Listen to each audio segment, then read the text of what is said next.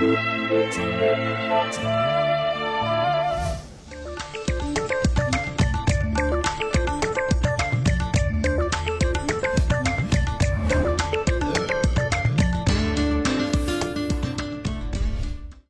தொலைக்காட்சி நேயர்களுக்கு காலை வணக்கங்கள்.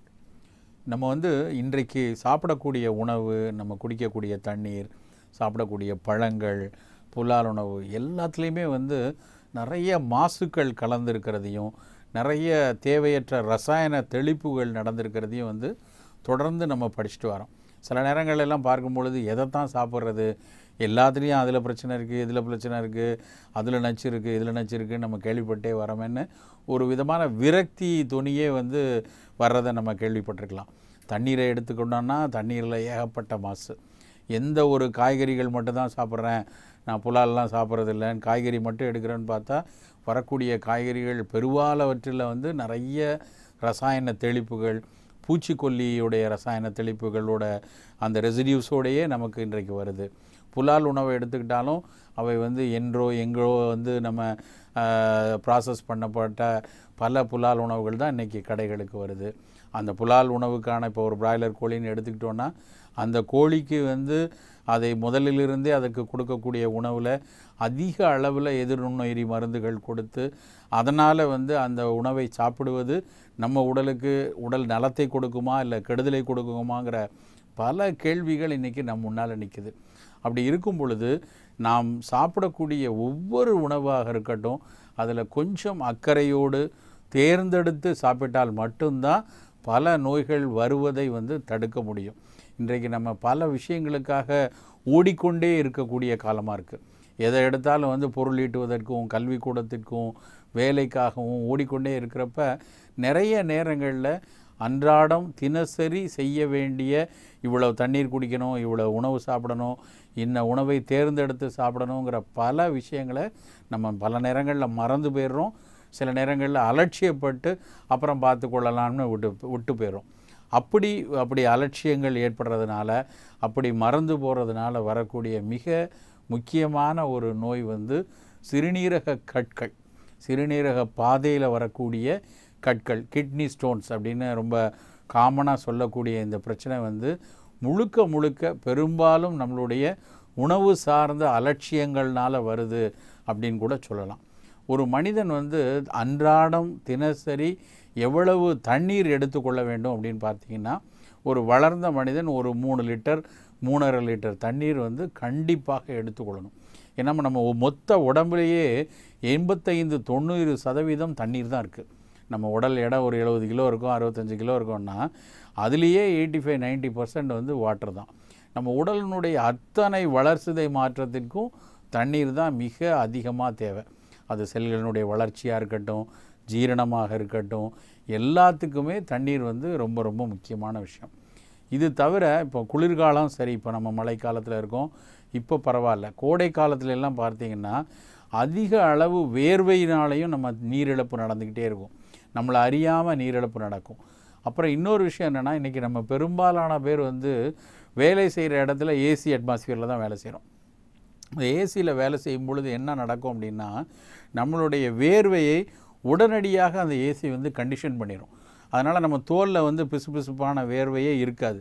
ஆனால் என்ன நடக்கும்னா, நம்மளை அறியாமல் நம்ம தோல் பகுதியில் அந்த நீரிழப்பு நடந்துக்கிட்டே இருக்கும். அப்போ ஏசியில் இருக்கவங்களுக்கு தான் கூடுதலாக தண்ணீர் குடிக்க வேண்டிய கட்டாயம் இருக்குது. நிறைய பேர் நினச்சிட்டு இருப்பாங்க, நான் ஏசியில் தான் ஒர்க் பண்ணுறேன், நான் என்ன வெயிலே அலைஞ்சிட்ருக்கேன், நான் என்ன வேர்த்தா ஒழுகுது அப்படிம்பாங்க. வேர்த்து ஒழுகிற நபருக்காவது தனக்கு வேர்வை ஒழுகிறதுன்னு தெரிஞ்சு தாக உணர்வு கூடுதலாக இருக்கும். வேர்வை இல்லாமல் ஏசியில் வேறு பார்க்குறவங்களுக்கு வேர்க்கவும் செய்யாது, தாக உணர்வும் கம்மியாக இருக்கும். அப்போ அவர்கள் இயல்பாகவே தண்ணீர் அதிகமாக குடிக்க வேண்டிய நிலைமையில் இருப்பாங்க. ஸோ ஒட்டு மொத்தமாக ஒரு மனிதன் சராசரியாக ஒரு 3-3.5 லிட்டர் தண்ணீர் எடுக்கிறது ரொம்ப ரொம்ப கட்டாயமான விஷயம். அதை நம்ம பாதி பேர் தவிர்த்துறோம். நிறைய பேர் 2 லிட்டருக்கு மேலே தண்ணீர் குடிக்கிறதே இல்லை. அதுலேயும் ஒரு சிலர் பார்த்திங்கன்னா சாப்பிட்டுட்டு தண்ணி குடிக்கிறத தவிர தனியாக தண்ணீர் குடிக்கிறதுங்கிற ஒரு பழக்கமே நிறைய பேருக்கு கிடையாது. அதுவும் பள்ளி குழந்தைகளில் பல பேர் பார்த்திங்கன்னா கொடுத்து அனுப்புகிற தண்ணீர் அப்படியே திரும்பி வரும். பாதி டம்ளர் பாதி பாட்டிலில் இருக்க தண்ணியை குடிப்பாங்க, மீதி வீட்டுக்கு அப்படியே எடுத்துகிட்டு வருவாங்க. குழந்தை பருவத்திலேயே தண்ணீர் குடிக்கிற பழக்கம் குறைஞ்சிரும். இந்த காரணத்தினால தான் பெரும்பாலும் சிறுநீரக கற்கள் வருது. தண்ணீர் சரியாக எடுக்காத நபர்களுக்கு தான் முதல்ல இந்த கல் வர்றதனுடைய வாய்ப்பு அதிகம். ரெண்டாவது என்னென்னா, ஆக்சாலிக் அமிலம் அப்படின்னு சொல்லக்கூடிய ஒரு புளிப்புத்தன்மை உள்ள அமிலம் உள்ள உணவுகள் நிறைய கற்களை ஃபார்ம் பண்ணும். இப்போ நம்ம சாப்பிடக்கூடிய உணவில் சுண்ணாம்பு பொருள் நிறைய இருக்குதுன்னு வச்சுக்கோங்க. நம்ம உடம்புல சுண்ணாம்பு தன்மை இருந்ததுன்னா அந்த சுண்ணாம்பு தன்மையை இந்த சாப்பிடக்கூடிய உணவில் இருக்கக்கூடிய ஆக்சாலிக் அமிலம் சேர்ந்து கால்சியம் ஆக்சலேட் ஸ்டோனாக மாற்றிடும். அந்த ஆக்சலேட் ஸ்டோன்கள் தான் கிட்னிக்குள்ளே போய் உட்காந்துக்கிறது. கிட்னியுடைய பாதியில், கிட்னியில் இருந்து சிறுநீரக பைக்கு, பிளாடருக்கு வரக்கூடிய பாதையில், அப்புறம் சிறுநீரக பையிலிருந்து சிறுநீர் வெளியேற வரக்கூடிய பாதை, யூரித்ரான்னு சொல்லக்கூடிய எல்லா இடத்துலையும் இந்த கற்கள் படியிடக்கூடிய தன்மை இருக்கும். அப்போ கற்கள் வந்துருச்சு அப்படின்னு சொன்னால் அதை வெளியேற்றுவதற்கு என்ன மருத்துவம் எடுத்துக்கொண்டாலும் சரி, நவீன மருத்துவம் மூலமாக எடுத்தாலும் சரி, இல்லை சித்த மருத்துவ மூலிகைகள் மூலமாக அந்த கல்லை கரைச்சி வெளியே அனுப்பினாலும் சரி, எது எடுத்துக்கொண்டாலும் உணவில் இந்த ஆக்சாலிக் அமிலத்தை, அதிக கால்சியத்தை தவிர்க்கிறது ரொம்ப ரொம்ப முக்கியம். எது ஆக்சாலிக் அமிலம் அதிகம் உள்ள பொருள் அப்படின்னு பார்த்தீங்கன்னா, முதல்ல இருக்கிறது தக்காளி பழம். தக்காளி பழத்தை நிறைய சாப்பிட்டோம் அப்படின்னா தக்காளி பழத்தில் இருக்கக்கூடிய ஆக்சாலிக் அமிலம் கற்களை உருவாக்கிடும். அந்த காலத்தில் என்ன நினச்சிக்கிட்டாங்க அப்படின்னா, தக்காளி பழத்தினுடைய நுண்ணிய விதைகள் தான் போய் மாட்டிக்குது. அப்போ நிறைய பேர் நம்ம வழக்கு மொழியில் சொல்லுவாங்க, தக்காளி பழமே நான் சாப்பிட்றதில்ல சார், அதில் ரொம்ப குட்டி குட்டி சின்ன விதை இருக்குல்ல, அது போய் கிட்னி ஸ்டோனை உண்டாக்கிடும் அப்படின்னு. அந்த விதைகள் போய் ஸ்டோன் உருவாக்குறதில்ல, அதனுடைய அமிலத்தன்மை கால்சியத்தோடு சேர்ந்து கால்சியம் ஆக்சலேட் ஸ்டோனாக அது மாறிடும். அதனால் தக்காளி பழத்தை கண்டிப்பாக அந்த கற்கள் வருது, இல்லை கற்கள் இருக்கிறது, இல்லை கற்களுக்காக சிகிச்சை எடுத்துருக்கிறேன், இல்லை கற்களை சிகிச்சை எடுத்து வெளியேற்றி விட்டேன், அதுக்கப்புறம் எனக்கு கல் வரக்கூடாதுன்னு நினைக்கிறவங்க இவங்க எல்லாருமே அந்த தக்காளி பழத்தை தவிர்த்தணும். இது தவிர முட்டைக்கோஸ் எடுக்கக்கூடாது, காலிஃப்ளவர் எடுக்கக்கூடாது. இந்த உணவுகளை தவிர்த்து கொள்ளணும். எதை நிறைய எடுத்துக்கொள்ளணும் அப்படின்னா, நல்ல சிறுநீரை பெருக்கக்கூடிய வாழைத்தண்டு நிறைய எடுத்துக்கணும். பொதுவாக வாழைத்தண்டு பார்த்திங்கன்னா நல்ல யூரின் கல்லையும் உடைச்சி வெளியேற்றக்கூடிய தன்மை உண்டு, அதோடு சிறுநீரையும் பெருக்கக்கூடிய தன்மை உண்டு. ரொம்ப நுண்ணிய கற்கள்னு வச்சுக்கோங்க, ஒரு 3 mm தான் சைஸ் இருக்குது, ஸ்கேன் எடுத்து பார்க்குறோம் 3 mm இருக்குது, 4 mm இருக்குன்னா, இந்த நல்ல சிறுநீரை பெருக்கக்கூடிய தண்ணீர் நல்லா குடித்து யூரின் நல்லா வந்தாலே கற்களை உடச்சி வெளியே எடுத்துகிட்டு வந்துடும். கொஞ்சம் சைஸ் பெருசாக இருக்குது, 7 mm 8 mm இருந்தால் தான் மருத்துவம் கொடுத்து அந்த கற்களை உடைத்து அதோடு சேர்த்து நிறைய தண்ணீர் கொடுக்கறது, சிறுநீர் பெருக்கி செய்கை உள்ள இந்த மாதிரியான வாழைத்தண்டு மாதிரியான பொருட்களை சாப்பிடும் பொழுது அது வெளியே வரும்.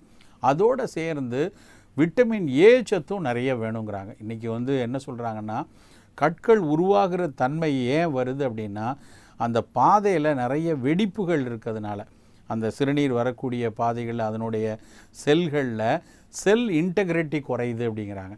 அந்த செல் இன்டெகிரிட்டி குறைஞ்சி பாழமாக உட்பக்க சுவர் வெடிச்சிருக்கும்போது அப்பொழுது தான் அதில் அந்த ஸ்டோன் உருவாகக்கூடிய பெட் உருவாகுது. அப்போ அந்த ஸ்டோன் உருவாகக்கூடிய பெட்டோடு சேர்ந்து வெளியே போனால் தான் மீண்டும் கல் வராது. நிறைய பேர் கேட்டு பாருங்கள், ஒரு தடவை கல் எல்லாருக்குமே திரும்ப திரும்ப கல் வரக்கூடிய தன்மை நிறையா இருக்கும். அவர்கள்லாம் ஒரு சமயத்தில் ரொம்ப விரக்தியில், என்னடா இது எவ்வளோ நாள் மருந்து எடுத்துகிட்டு இருக்கிறது, எவ்வளோ கட்டுப்பாடாக இருந்தாலும் ஒரு 2 வருஷம் முன்னாடி தான் அந்த கல்லுக்காக வைத்தியம் பண்ணோம், திரும்பவும் கல் வந்துருச்சு அப்படின்னு சொல்லுவாங்க. அதுக்கெல்லாம் காரணம் என்ன அப்படின்னா, கற்களை வெளியேற்றுவதோடு அந்த கடமை முடிகிறதில்ல. அதுக்கப்புறம் அதில் அந்த செல் இன்டெகிரிட்டி சரியாக இருக்கிறதுக்கு விட்டமின் ஏ சத்துள்ள உணவுகள் எது இருக்குது? சாதாரணமாக முருங்கைக்கீரை, பப்பாளி பழம், இதெல்லாமே விட்டமின் ஏ சத்து நிறைய உள்ளது. அந்த உணவுகளை நிறைய எடுத்துக்கொள்ளணும். நிறையன்னா அன்றாடம் எடுத்துக்கொண்டே இருக்கணும். ஏ சத்து நிறைய கிடைக்கும் போது அதில் இருக்க கரோட்டினாய்ட்ஸ், அதில் இருக்க பீட்டா கரோட்டின்ஸு இந்த கற்களுக்கான பாலம் அமைக்கக்கூடிய, பாதை அமைக்கக்கூடிய விஷயத்தையும் சேர்த்து போக்கக்கூடிய தன்மை உண்டு. அது தவிர நல்ல சிறுநீரை நல்லா பெருக்கக்கூடிய பார்லி கஞ்சி எடுத்துக்கொள்ளலாம், சொரக்காய் கூட்டு எடுத்துக்கொள்ளலாம். அப்புறம் நிறைய ஆன்டி ஆக்சிடென்ட் தேவை. ஆன்டி ஆக்சிடென்ட்ஸ் நல்லா இருந்ததுனா தான் இந்த கற்கள் ஃபார்ம் ஆகிறதும் போகும். அது ஃபார்ம் ஆகிறதுக்கான பின்னாடி இருக்கக்கூடிய பல ஃபேக்டர்ஸுக்கு அந்த ஆன்டி ஆக்சிடென்ட் உள்ள உணவுகள் தொடர்ந்து எடுத்துக்கிட்டு இருக்கும்போது அந்த ஃபேக்டர்ஸும் குறைய ஆரம்பிக்கும். அது ஆன்டி ஆக்சிடென்ட்ஸ் நார்மலாக கிடைக்கக்கூடியது நல்ல பழங்கள் நிறைய எடுத்துக்கொள்ளணும். பழங்களையும் சேர்த்து எடுக்கும் பொழுது இந்த கற்கள் ஃபார்ம் ஆகிற தன்மை குறையும். இன்னொரு விஷயம் எல்லாரும் பண்ணக்கூடிய தவறு என்ன அப்படின்னா, கால்சியம் எடுக்கக்கூடாது அப்படிங்கிறது எல்லாருக்கும் தெரியும். கற்கள்னாலே கால்சியத்தினால வருது. அதனால் அளவுக்கு தேவையான அளவு கால்சியத்துக்கு ரொம்ப குறைவாகவும் எடுக்க ஆரம்பிச்சிருவாங்க. ஒரு நாளைக்கு வந்து ஒரு நபருக்கு வந்து ஒரு 1000 மில்லிகிராம் வந்து சுண்ணாம்பு தன்மை வந்து நமக்கு உடம்புக்கு வேணும். அந்த 1000 மில்லிகிராம் அளவுக்கு கூட கிடைக்காம ரொம்ப குறைவாக 100 கிராம் 200 மில்லிகிராம் தான் சத்துள்ள சுண்ணாம்பு தான் எடுக்க ஆரம்பிக்கும் போது என்ன ஆகும் அப்படின்னா, உடல் தனக்கு தேவையான கால்சியத்தை போனில் இருந்து எடுத்துக்கும். போனில் இருந்து டீமினரலைசேஷன் ஆகும். அதுவும் கற்களை ஃபார்ம் ஆக ஆரம்பிச்சிடும். அதனால் ஒரு விஷயம் ரொம்ப கவனமாக எடுத்துக்கொள்ளணும். என்னென்னா, கால்சியம் வேண்டான்னு நினச்சி மிக குறைவான அளவில் கால்சியம் எடுத்தாலும் அதுவும் கற்களை ஃபார்ம் பண்ணுறதுக்கான ஒரு காரணமாக ஆகிடும். அதனால் ஆப்டிமல் லெவலில் ஒரு நாளைக்கு 1000 மில்லிகிராம், அதாவது 1 கிராம் கால்சியம் வந்து நம்ம உடம்புக்கு தேவைன்னா, இந்த கற்கள் இருக்கிறவங்க கொஞ்சம் குறைவாக ஒரு 700 800 மில்லிகிராமாவது எடுத்துக்கொண்டே இருக்கணும். அதோடு சேர்த்து நல்ல கல்லை வெளியேற்றுவதற்கான இந்த மாதிரியான தண்ணீர் சத்து நிறைய உள்ளது. சிறுநீரை பெருக்கக்கூடிய வாழைத்தண்டு எடுத்துக்கிறது, முள்ளங்கி எடுத்துக்கொள்வது, பார்லி எடுத்துக்கிறது, சுரைக்காய் எடுத்துக்கிறது, நாட்டு பீர்க்கை எடுத்துக்கொள்வது, இதோடு சேர்ந்துட்டு எடுக்கக்கூடாத விஷயங்கள் தக்காளி, முட்டைக்கோஸ், காலிஃப்ளவர்லாம் தவிர்த்தாங்கன்னா தான் கற்கள் மீண்டும் திரும்ப திரும்ப வர்ற தன்மை வராது. அதோடு சேர்த்து அந்த சைஸ் எந்த அளவில் இருக்குது, அதனோட ஹார்ட்னஸ் யூனிட்னு சொல்லுவாங்க. எல்லோரும் வந்து வெறும் கல்லோட சைஸை மட்டும் பார்ப்பாங்க. அது 8 mm இருக்கா, 9 mm இருக்கா, அதோடு தாண்டி அதனுடைய திடத்தன்மை, கற்களுடைய திடத்தன்மைன்னு சொல்லக்கூடிய ஹார்ட்னஸ் யூனிட் எவ்வளவு இருக்கோ அதை பொறுத்து சரியான சிகிச்சையும் எடுத்துக்கொண்டால் கற்கள் வந்து ஒரு பெரிய பிரச்சனை தரவே தராது.